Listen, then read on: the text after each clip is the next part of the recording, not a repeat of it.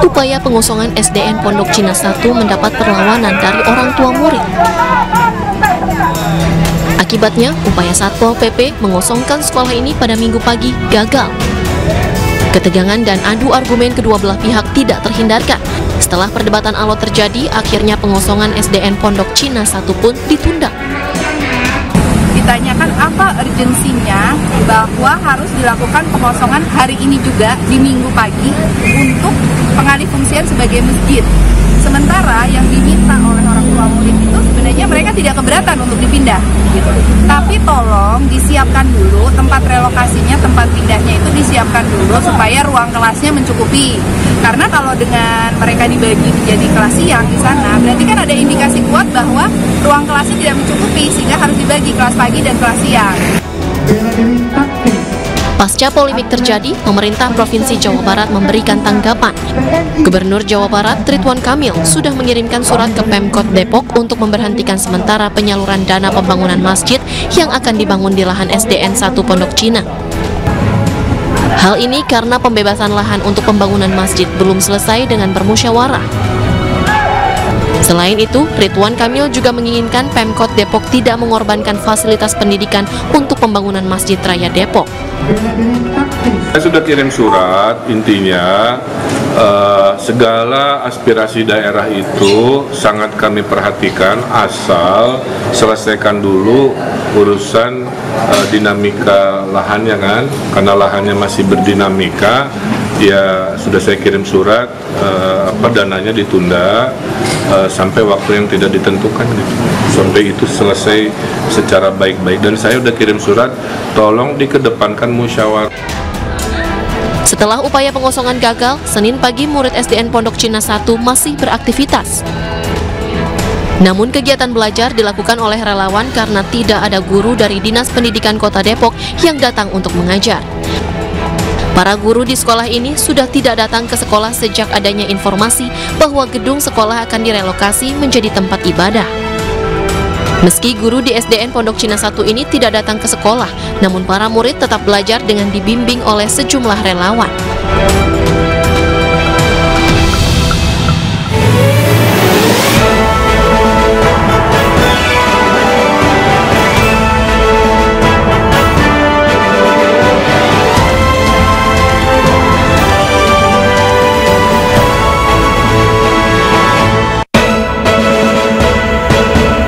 Wali Kota Blitar disekap perampok uang 400 juta rupiah dan perhiasan lenyap.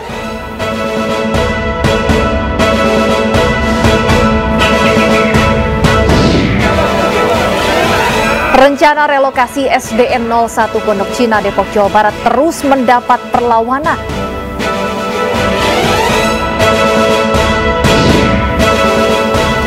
Putri Chandrawati buka-bukaan sebagai saksi untuk Eliezer, Kuat, dan Riki.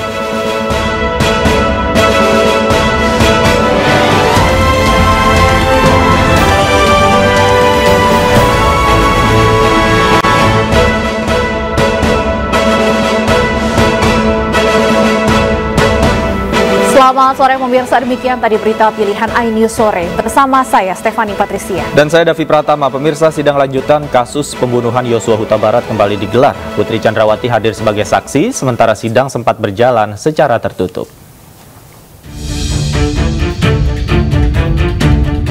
Persidangan kasus pembunuhan Yosua Huta Barat kembali dilangsungkan dengan terdakwa Richard Eliezer, Riki Rizal, dan Kuat Ma'ruf. Sebelumnya, kuasa hukum Putri Chandrawati sempat meminta majelis hakim agar persidangan Putri dilangsungkan secara tertutup. Permintaan ini dilakukan menyangkut dugaan kasus pelecehan seksual yang diakui dialami Putri. Majelis hakim sempat menanyakan kembali kepada Putri jika dirinya keberatan apabila persidangan dirinya dilangsungkan secara terbuka. Mengaku keberatan, sidang Putri Chandrawati diputuskan digelar secara tertutup sebagian. Mohon maaf Yang Mulia, bila berkenan sidang dengan sidang tertutup. Terima kasih. Baik, saudara saksi dan saudara penuntut umum, Majelis memutuskan sidang dinyatakan tertutup hanya sebatas konten asusila. Selebihnya kita akan dinyatakan terbuka. Kita sepakati ya.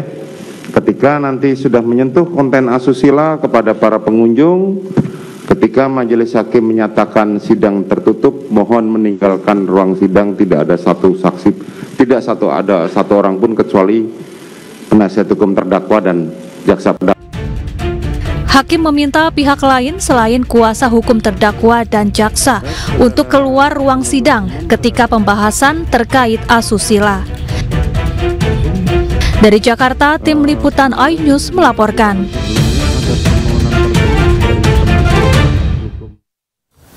Hingga kini sidang pembunuhan Yosua Huta Barat dengan agenda mendengarkan kesaksian Putri Chandrawati masih berlangsung. Selengkapnya kita akan menuju ke Pengadilan Negeri Jakarta Selatan bersama rekan kami Camar Haenda. Selamat sore, Camar. Fakta-fakta apa saja yang terkuak dalam persidangan dengan saksi Putri Chandrawati hari ini?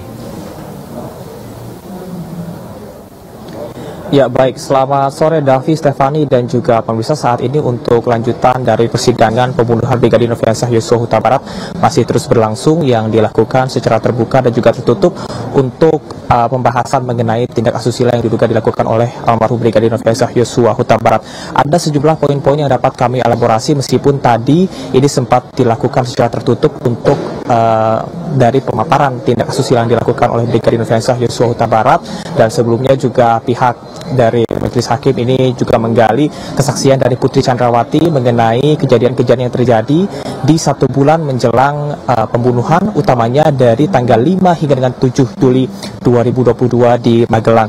Nah, tadi Putri Chandrawati juga terlihat menangis usai dirinya memberikan kesaksian secara tertutup kepada majelis hakim.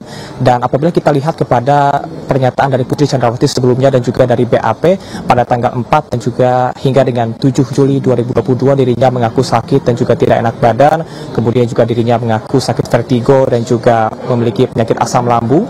Dan pada 4 Juli Putri Chandrawati ini berada di lantai 1 di rumah Magelang dan sempat menolak 2 kali ketika akan diangkat oleh Brigadir Nofriansyah Yosua Huta Barat, hingga dirinya diangkat ataupun juga dibopong oleh ART Susi dan juga Kuat Ma'ruf menuju ke kamar peristirahatan di lantai 2. Kemudian pada 7 Juli pada dini hari ini Putri Chandrawati menerima surprise ataupun juga ulang tahun pernikahan dari Verdi Sambo sebelum Verdi Sambo akhirnya bertolak menuju ke Jakarta. Dan pada 7 Juli sore berdasarkan BAP dari Putri Chandrawati ini terjadi pelecehan seksual yang dilakukan oleh Brigadir Nofriansyah Yosua Huta Barat.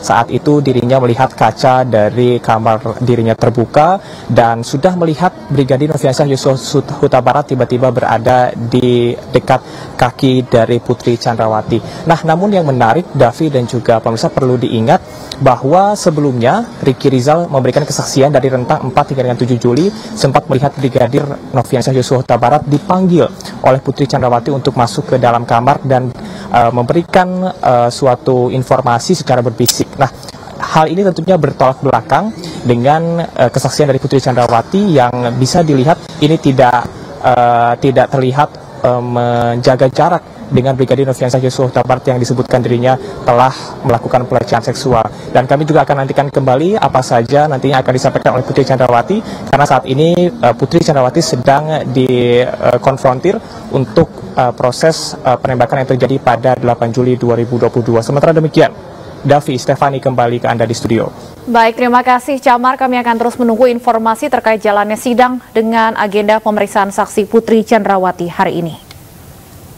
Pemirsa, Majelis Hakim mencecar Putri Chandrawati terkait peristiwa yang terjadi pada tanggal 4 Juli 2022 atau beberapa hari sebelum dugaan terjadinya pelecehan seksual. Putri mengaku Yosua hendak mengangkatnya 2 kali saat dirinya sakit, namun upaya pertolongan itu ia tolak. Masalah ya? Tidak bepergian lagi? Malam tidak bepergian karena saya sakit. Terus saya istirahat di ruang TV sambil duduk selonjoran. Terus saya ingat anak saya.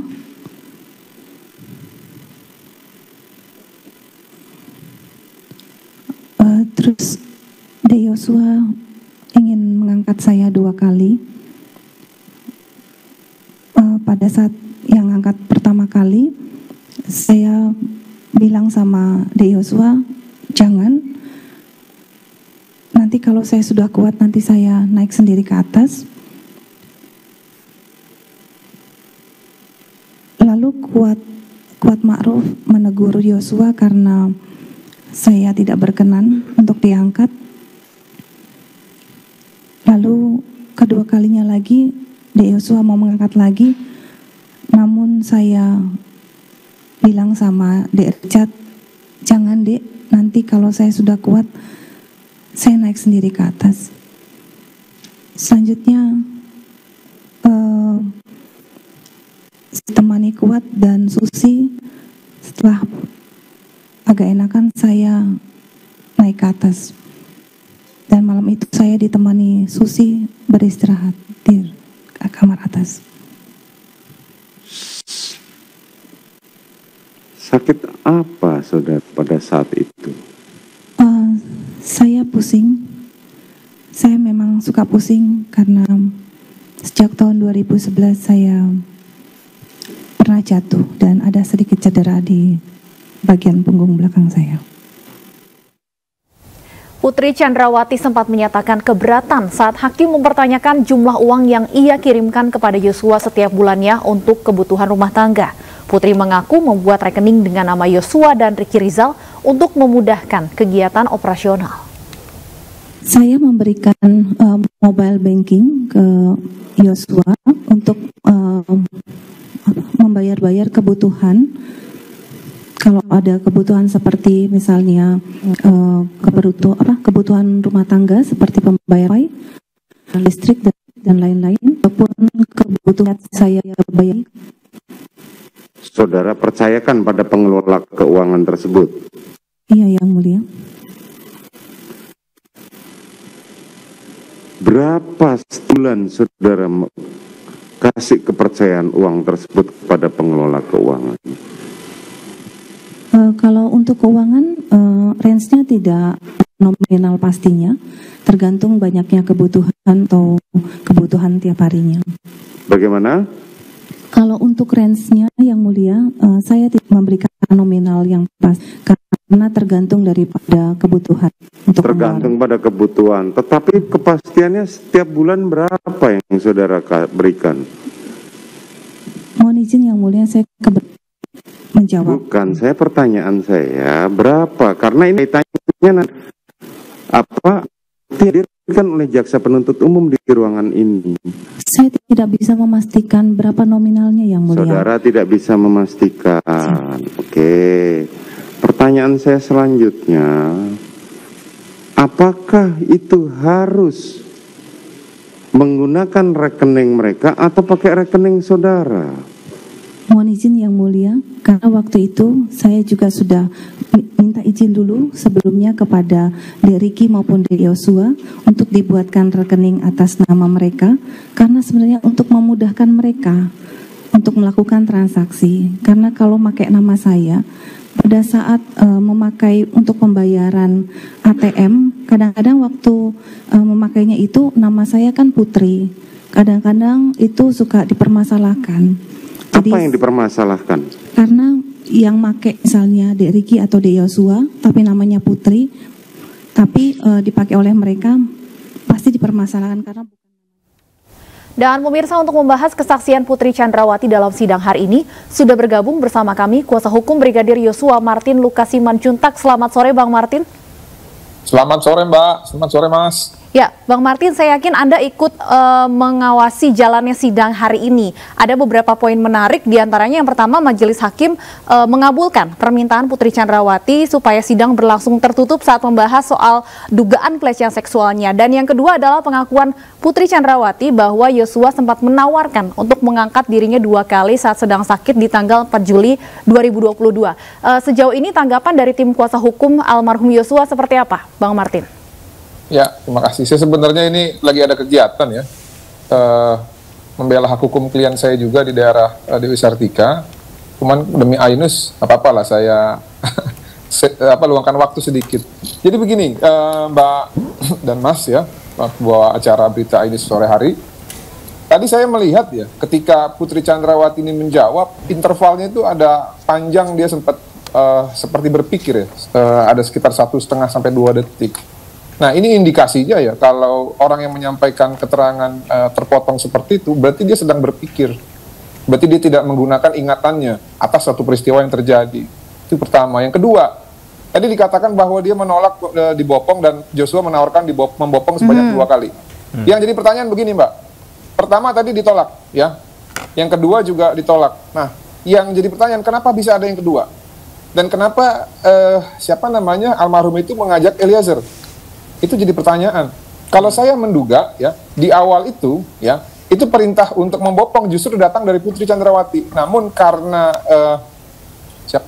Joshua tidak mau membopong dan nanti akan menyebabkan tafsir daripada yang tinggal di situ yang tidak. Oleh karena itu yang kedua diajaklah Richard Eliezer, ya.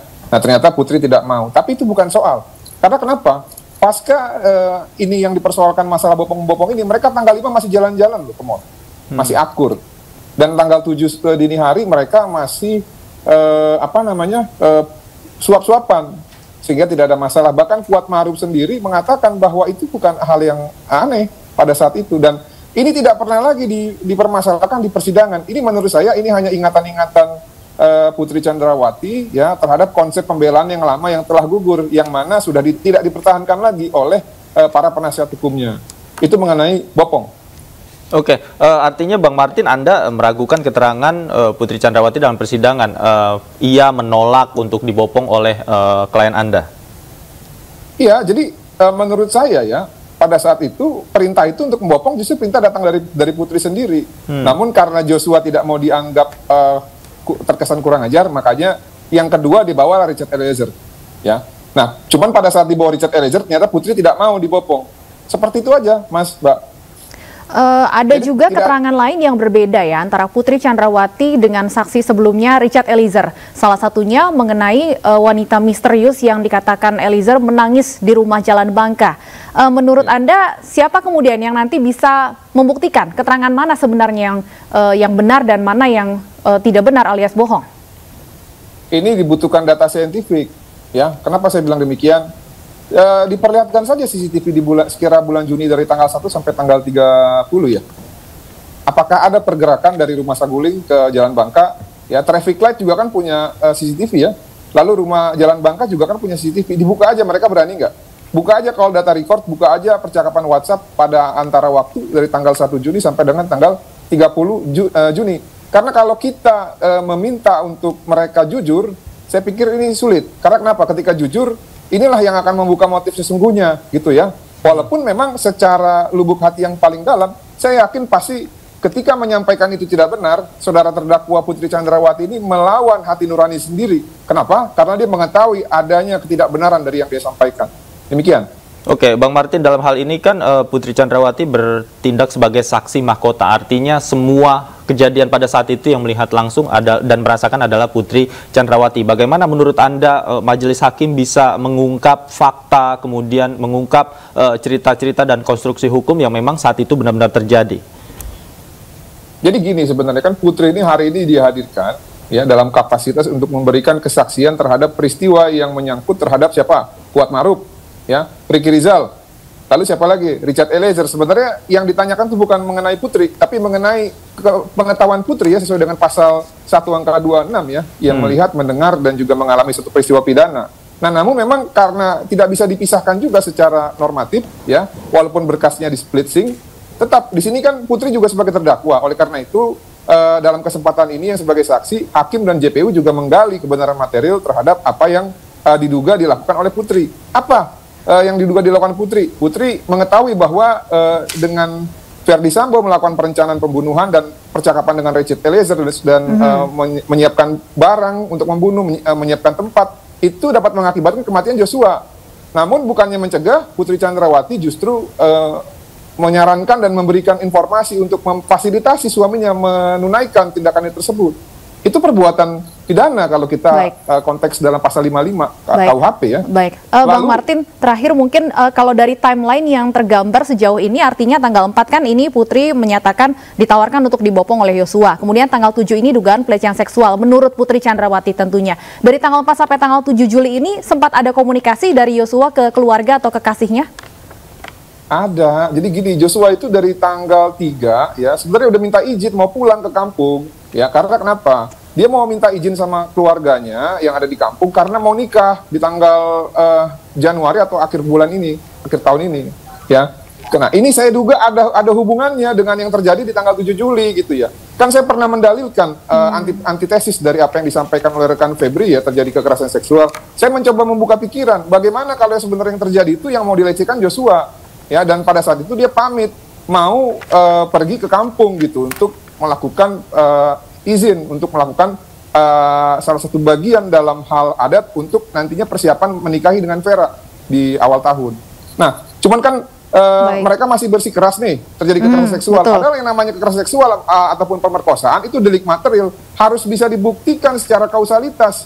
Adanya penetrasi ya dari alat kelaminnya pelaku kepada alat kelaminnya perempuan. Ini nggak bisa dibuktikan. Jadi omong kosong itu ya. Tidak ada. Dan ini konteksnya 340. Ya, mereka sebagai terdakwa, mereka bukan sebagai korban. Demikian, terima kasih. Baik, nanti kita nantikan terus fakta-fakta apa lagi yang akan terungkap dalam persidangan. Terima kasih Bang Martin Lukasimanjuntak, kuasa hukum Yosua Huta Barat, sudah bergabung bersama kami di iNews Sore. Selamat sore.